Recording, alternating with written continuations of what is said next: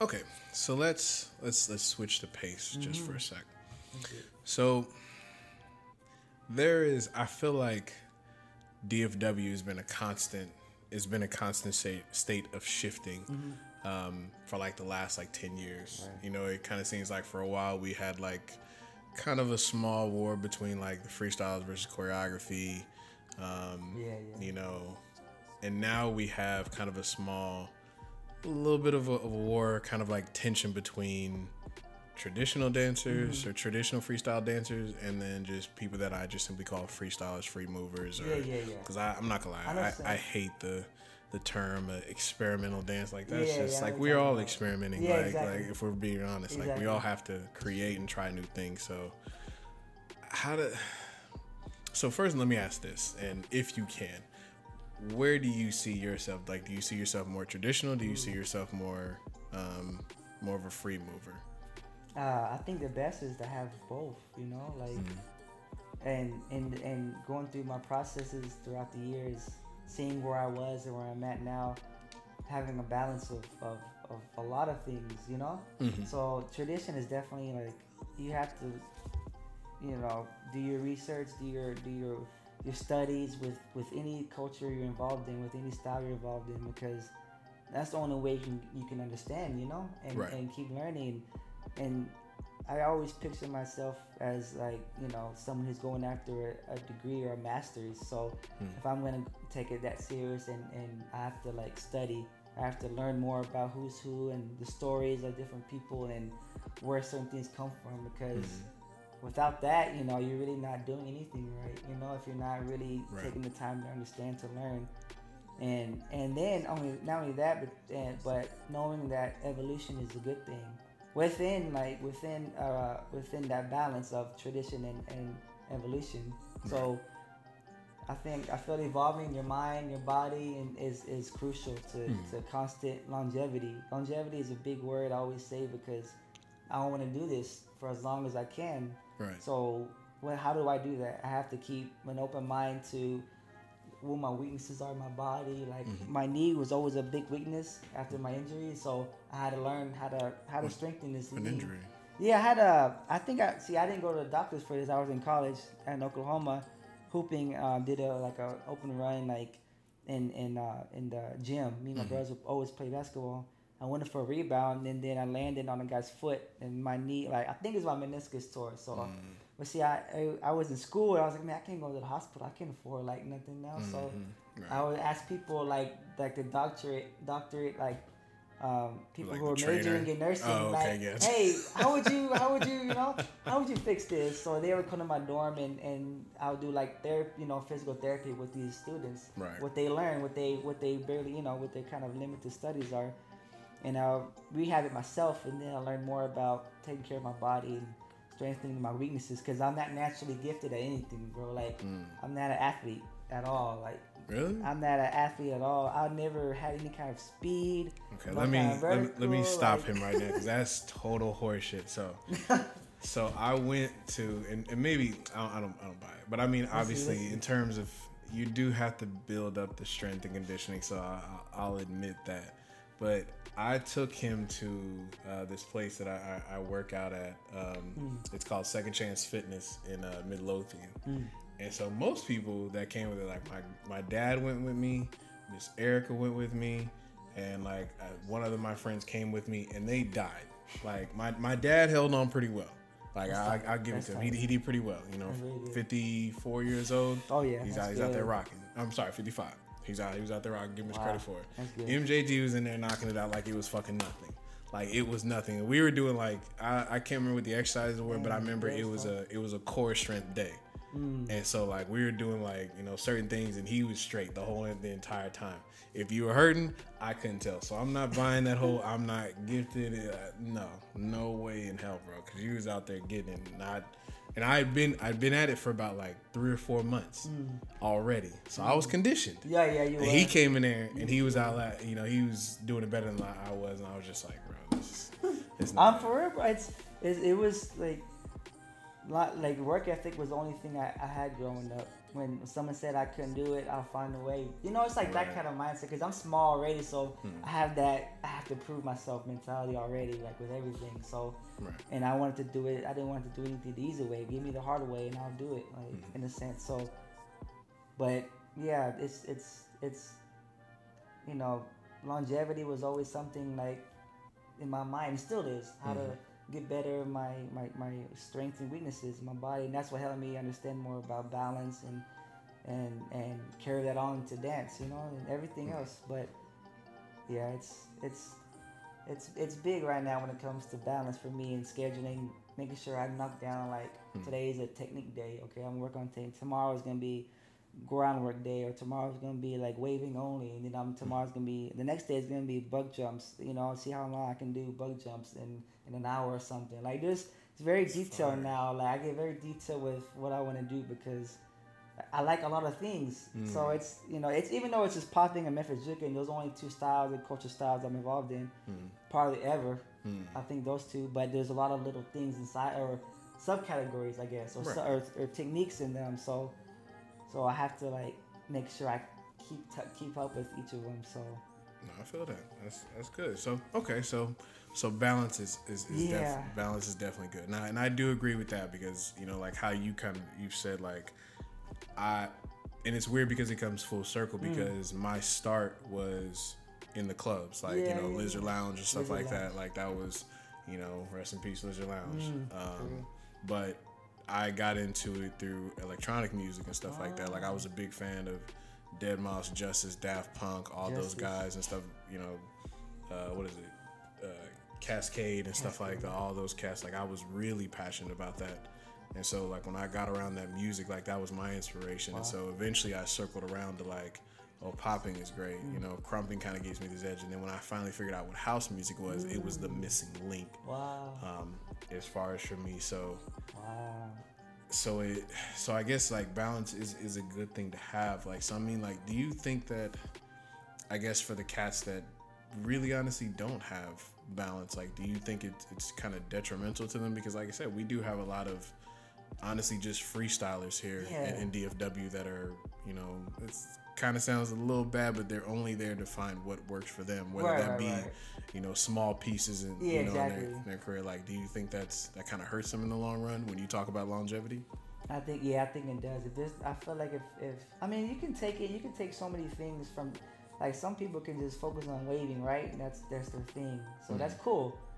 But you're still gonna be limited when it comes to a competitive nature, a competitive setting.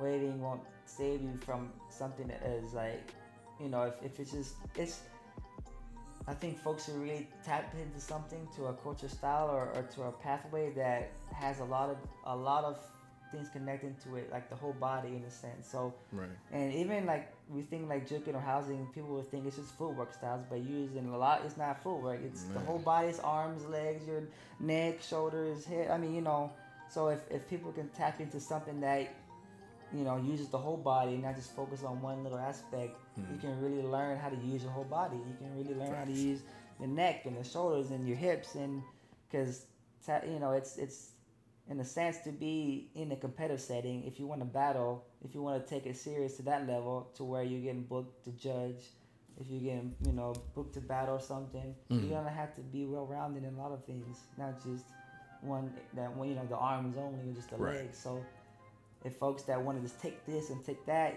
it's not gonna help a lot, because you need something foundational. You know, you need something to build on. You need something that can use the whole body, so you can understand your body and what you like, what you don't like, what feels good, what doesn't.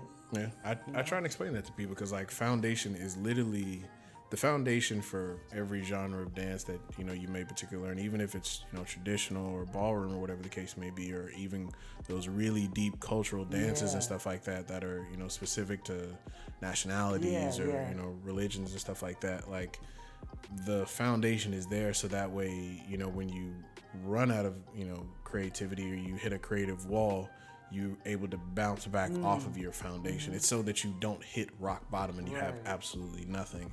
And I think that's, I see that so much, and I see that, you know, even as of recent, you know, with the last, you know, shouts out to Choi for the UMF and stuff like that. That's the biggest open style jam that we have in Dallas. in the Metroplex. And it's one thing that I always see is that I see a lot of competitors, and it's across the board all the way to the top, even the people that, you know, either win or get close to winning or don't get past prelims and stuff like that. I see that they come in with one thing, and then it's like the following jam or like the following UMF or whatever the case may be, they come back with just a little bit more of what they didn't have last time. And it's like, so you spent all that time just to go there and get, you know, maybe a week's worth of training. Right. It's like, damn, like you're wearing this particular piece out, and it's like, but you're wondering why you can't make it past this particular point. So that kind of blows my mind, man. Yeah. And that goes along with like, what do you you know, paying money to lose, I hate that. Or I'm not going to pay money and to lose, you know? So this is crazy. The level of, like, jams, you got people go to jams, I'm going to pay money, I'm just going to have fun, and that's cool. Like, dude, I've talked to people that just want to go, and some people that I've heard that, they're at a high level where they can have fun and still kill it, and they can bring out competitiveness when they want to. But for folks who are 5, 10, you know, years or less than that, and they're just, I just see you continually just want to have fun, but still want to be taken serious too. Like, it doesn't work. Like, you really have to, you know, find out what do you want to do with it, in a sense. Like, what are you getting out of this loss? Are you really learning something from it? If you're gonna, you know, are you gonna pay this $10 to lose, or are you gonna really go as hard as you can and go back to the drawing board, and the next time you're really gonna come back different. Right. Like, that's how it used to be, right? You go to you know, I've heard so many stories from my teachers. They go somewhere and they do some kind of cipher battle or something, right? And then they get smoked or something, and then they go back home. I gotta work hard. I'm gonna make sure this doesn't happen ever again. Like, you Facts. know. And there's some people we know of that still don't get past prelims, and it's like they're okay still. You don't see no fire in them, no upset. They go smiling around the event, like, bro, you've been doing this for so long. You didn't get past prelims, bro. Yeah. Like, and you're happy.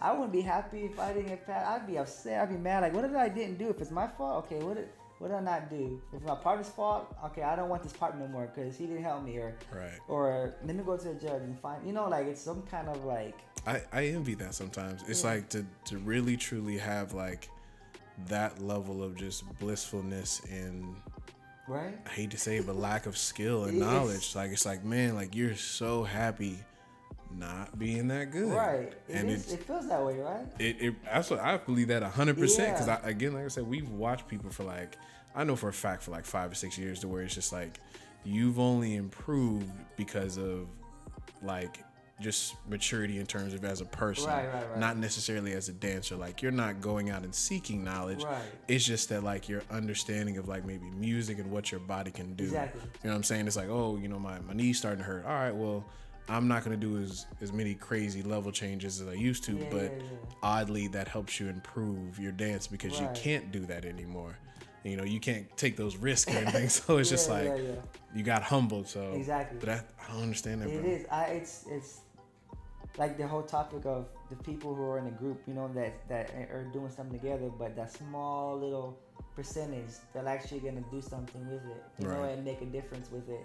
It's just it's the reality, and people can watch this and listen to us talk, and maybe they should ask themselves, like, am I that person that's happy with losing and going to compete and just like, okay, I'm gonna go home and go on IG. I had so much fun at this event. Shout out to everybody. And like, bro, you didn't make it past, and you lost, like, or you didn't make it past prelims, or you lost against someone you probably shouldn't lose to, and you're sharing a story or post about how amazing the jam was, right?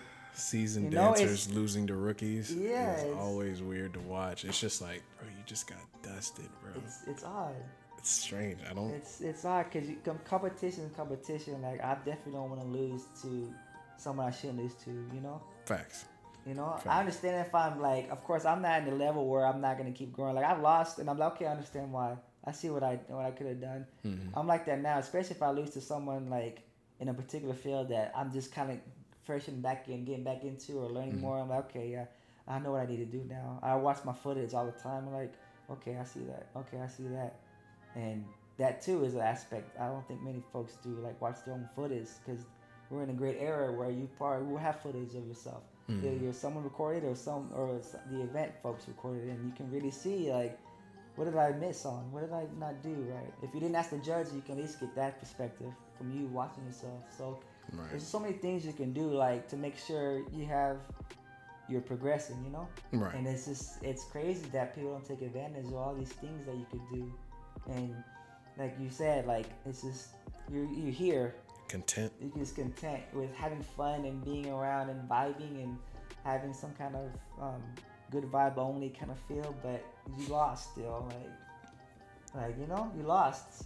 It's weird because we come from a sports background. Like Facts. I never liked losing in games. I hated losing. That competitiveness you know? is there. Like it never there. left. Just it took a different direction. Like when I came into dance and battling, I still had that competitiveness. That's why I love battling still, especially now outside Dallas. You know, like I enjoy that competitiveness. But it's weird that you know there's a lot of folks here who are just fine with losing. You know, it's odd. I don't know. It's strange, man, but. Different strokes for different folks is what I'll say, man. Different strokes for different folks.